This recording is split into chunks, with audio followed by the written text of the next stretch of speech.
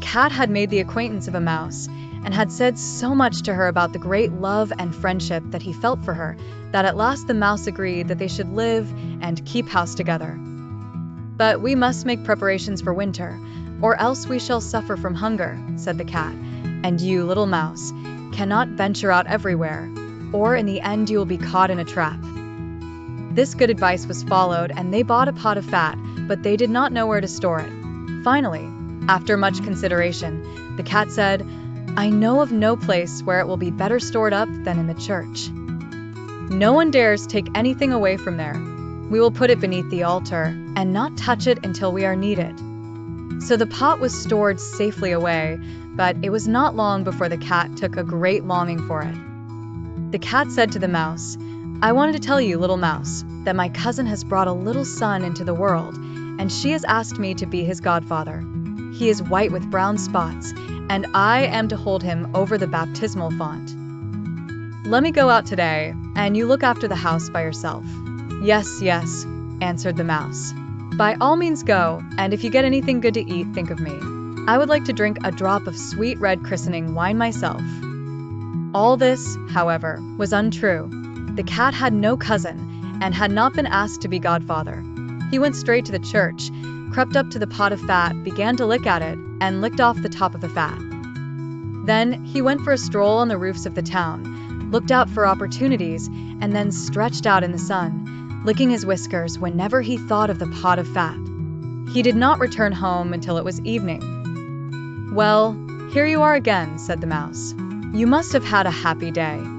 "Everything went well," answered the cat. "What name did they give the child?" asked the mouse. "Top off," said the cat quite coolly. "Top off?" cried the mouse. "That is a very odd and uncommon name. Is it a usual one in your family?" "What does that matter?" said the cat. "It is no worse than Crumb Thief, as your godchildren are called."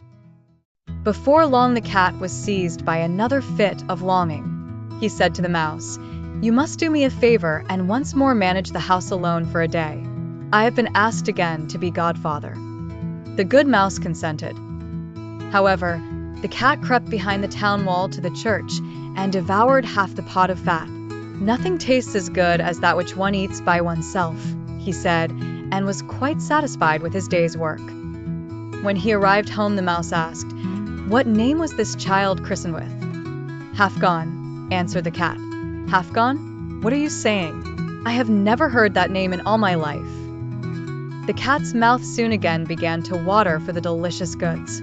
"All good things come in threes," he said to the mouse. "I have been asked to be godfather again. You will let me go, won't you?" During the cat's absence, the mouse cleaned the house and put it in order, but the greedy cat devoured all the rest of the fat. "One is peace only after everything is eaten up," he said to himself. Well filled and fat, he did not return home until nighttime. The mouse immediately asked what name had been given to the third child. "You will not like it either," said the cat. "His name is All Gone." "All Gone," cried the mouse. "That is the most worrisome name of all. I have never seen it in print. All Gone. What can that mean?" From this time forth, no one invited the cat to be godfather.